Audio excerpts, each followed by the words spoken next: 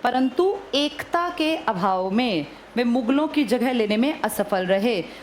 सब लोग पता है क्या सोच रहे थे कि ये मर गया ना 1707 में औरंगजेब, तो इंडिया के लोगों के मन में था कि अब भारत पर किसका राज होगा, सिर्फ महाराष्ट्र पर नहीं भारत पर, ऐसा सबको लगता था। लेकिन इन मराठों की दिक्कत क्या थी, मैंने बता दिया। चाची और भतीजा पहले आपस में लड़े, फिर उनकी जगह हेड कौन बन गया, पेशवा। और पेशवाओं को भी लोग सोचते थे कि शायद ये भी भारत को संभाल लेंगे। लेकिन एक युद्ध हुआ था बेटा 1761 में, जिसे कहते हैं पानीपत का तीसरा युद्ध, पानीपत की तीसरी लड़ाई। इस लड़ाई से एक बात क्लियर हुई थी, क्या, कि आपके देश पे मराठा राज नहीं कर पाएंगे। इस लड़ाई में दो ताकत लड़ी थी, एक आपके महाराष्ट्र से उठ के आई मराठों की फौज और दूसरे थे अहमद शाह अब्दाली। अहमद शाह अब्दाली, इस कहानी को भी थोड़ी सी सुन लो। अब्दाली आपके देश का नहीं है, ये सरनेम हमारा नहीं है। बाहर से एक आदमी आपके देश को लूटने आता है, और जब वो लूटने आता है तो आपके देश को बचाने का टारगेट लेके मराठे आते हैं। क्योंकि 1761 तक अगर देखें मुगलों में तो बहुत ज़्यादा कमज़ोरी आ गई थी, मुगल तो थे ही नहीं किसी लायक, बिल्कुल कमज़ोर थे। तो मुगलों को देखा मराठों ने कि यार ये नहीं संभालेंगे, ये तो डरपोक और दब्बू है, हमें इंडिया की रक्षा करनी है। कौन बातें कर रहा है बेटा, बातचीत करोगी तो क्लास से बाहर कर दी जाओगी, बिल्कुल चुप रहना है। देखो क्या हुआ, मुगल कमज़ोर हैं, मराठे अपने देश की रक्षा करने के लिए नीचे से अपनी एक फ़ौज लेके आ गए कि हम देखेंगे हमारे देश पे कौन अटैक करता है। वहाँ से किसकी फ़ौज आ गई, अहमद शाह अब्दाली। ये अब्दाली सोचो विदेशी है, अपने साथ कोई गेहूं के कट्टे लेके तो नहीं चलता होगा कि मैं रास्ते में रोटी खाऊंगा तो इतना ले चलूं, लेके आया होगा थोड़ा बहुत। नवंबर में दोनों फौज आके पानीपत में रुक गई। नवंबर बीता, दिसंबर बीता, लड़ी नहीं, दोनों आमने सामने टेंट गाड़ के बैठी हैं।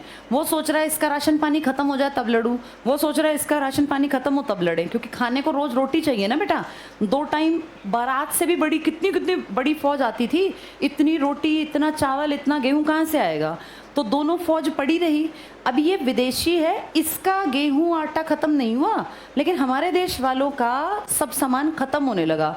इनको फील हुआ, तुम सोचो इसका सामान क्यों नहीं खत्म हुआ, इसका मतलब इसको कोई ना कोई मदद कर रहा था। ये शर्म की बात है, इसकी मदद कर रहा था अवध का नवाब शुजाउद्दौला। उसने कहा मैं आपकी हेल्प करूंगा, जो जहां सामान चाहिए लोकल लेवल पे मैं पहुंचा दूंगा। अगर इसके आसपास के एरिया के लोग इसकी मदद ना करते तो भूख से बिलखते कितने दिन लड़ता, कोई कितने दिन लड़ लेगा, 2 दिन 4 दिन। जब भूख लगेगी ना तो कोई नहीं लड़ेगा, सब भागेंगे। बेसिक नीड है पेट भरना, लेकिन इसकी पीछे से फौज की भरपाई कौन करता रहा, अवध। ये कितने, मतलब इससे दिखता है कि हम इंडियंस थोड़े बेवकूफ़ थे। विदेशियों को रोटी अपने घर खिला रहे हो, मेहमान नवाजी कर रहे हो ताकि वो तुम्हारे देश के लोगों से लड़ें, और इसकी इनको दिखा कि यार हमारी तो कोई मदद ही नहीं करेगा।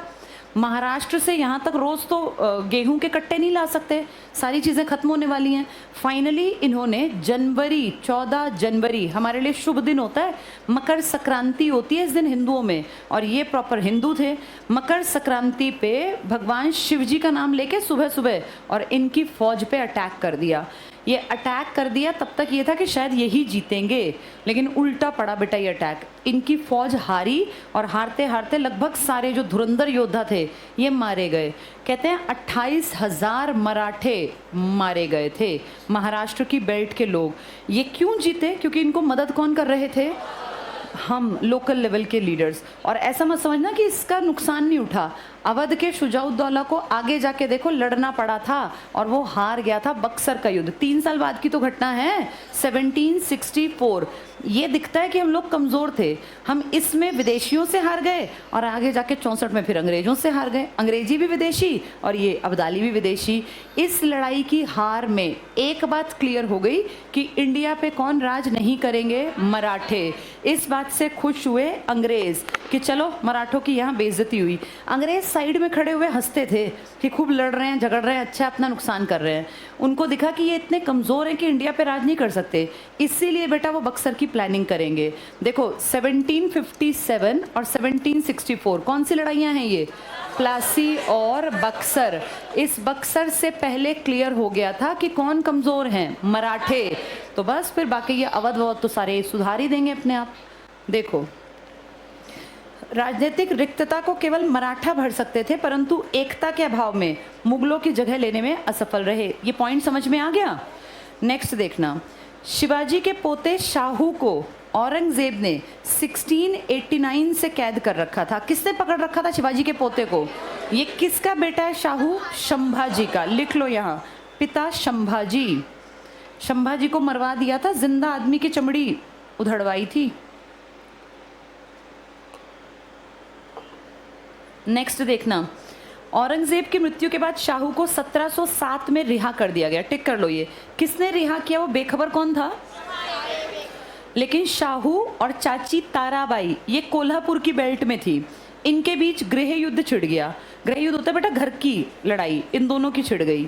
ताराबाई ने अपने पति राजा राम की मृत्यु के बाद अपने बेटे, छोटा सा बेटा था शिवाजी सेकंड, इसके नाम से मुगल विरोधी संघर्ष चला रखा था। शाहू और कोल्हापुर का संघर्ष। नेक्स्ट लाइन पीछे टिक करना, पेशवा बालाजी बाजीराव, बालाजी विश्वनाथ, सॉरी बाजीराव तो नीचे आएगा, भट्ट लिख लो यहाँ। पेशवा तो इनका पोस्ट हो गई, बालाजी विश्वनाथ भट्ट ये पहला आदमी था बेटा जिसने फ़ायदा उठाया। क्या देखा इसने कि शाहू को तो समझ है नहीं, मैं शाहू की मदद करता हूँ, शाहू मेरी इंपॉर्टेंस अपने आप बढ़ा देगा। किस पद पे बैठा दिया शाहू ने? पेशवा। और कहा सर आपने मेरी प्रॉपर्टी दिलवाई है, नहीं तो ये मेरी चाची सारी प्रॉपर्टी खा गई थी, आप ही मेरी प्रॉपर्टी पे प्रॉपर तरीके से काम कर सकते हैं। जब ये बुढ़े हुए तो इन्होंने अपने बेटे को कहा कि बेटा देख बनी बनाई प्रॉपर्टी है, इसका मालिक अब तू है, आगे तू हेल्प करना। और ये ज़्यादा नहीं चले बेटा, 1713 में बने थे और 20 में मर गए। इनका बेटा फिर चला 20 साल, 20 से 40।